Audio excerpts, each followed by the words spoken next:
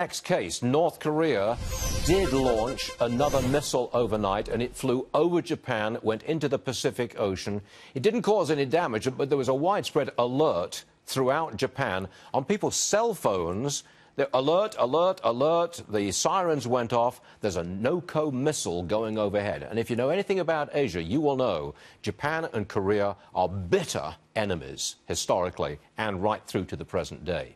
Treasury Secretary Steve Mnuchin, he threatened to cut off trade with China in an effort to put pressure on the no-cos. Come on in, Tony Sayegh. He's Assistant Secretary of Public Affairs at the Treasury. Now, is the Treasury going to follow through on that threat made by Secretary Mnuchin?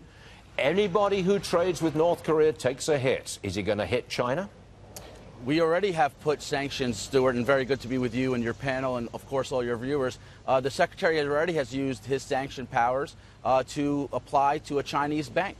And if there are more that we identify, they will be sanctioned as well. So nobody's off the table here? Nobody is off the table. It's the priority of this administration when it comes to Korea to prioritize national security, and we will use all the tools at our disposal to do so. And you're absolutely right. The Secretary has reinforced the idea that if you are going to be a trading partner of the regime in North Korea, that we will reevaluate our trading relationship with you. At some point, you've got to do it. At some point, you can't just say, well, if you launch that missile one more time, you can't say that anymore. They keep launching.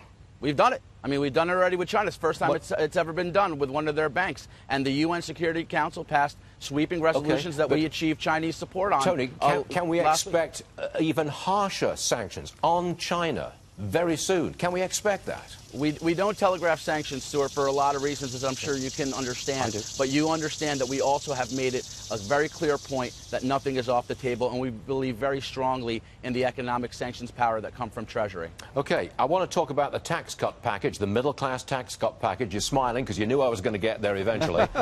Get off the difficult stuff. It's our favorite topic together, Stuart. That's right. Senator Orrin Hatch is talking about a 20% corporate tax rate. The president wants 15%.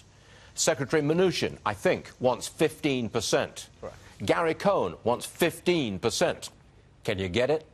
Look, we think 15% is the most pro-growth number that's going to make America #1 in competitiveness as far as our tax rate around the world. We've been at 35%, while most of our trading counterparts have been in 15 to 20%. So clearly our goal is 15. We need to get it at the most competitive rate. But as you know, Stuart, this is a negotiation with Congress. We respect very much the opinions of Senator Hatch and others, but we really believe 15% is the right number. It's a negotiation with the Democrats at the moment, isn't it? And the Democrats don't want 15%.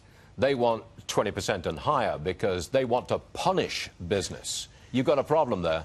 Well, look, you'd be surprised, Stuart, if you look back as recently as 2 years ago, Chuck Schumer was supporting big cuts in corporate tax rates because even Democrats understand that this is where job creation comes from, this is where reinvestment comes from, and the fact that we've enabled a model for over 30 years that has incentivized offshoring American profits, which now are at record highs, it's completely counterintuitive, and it only hurts the American worker and the American economy. That's why you haven't seen paychecks go up. That's why you haven't seen meaningful job growth as far as good-paying jobs. So we need to, as an American system, change that idea and make it an American model, as the president has called. Before we close, I'm going to make the point that you're probably going to get 4, 5, or even 6 Democrats who would go for 15%. There's the good news of the day.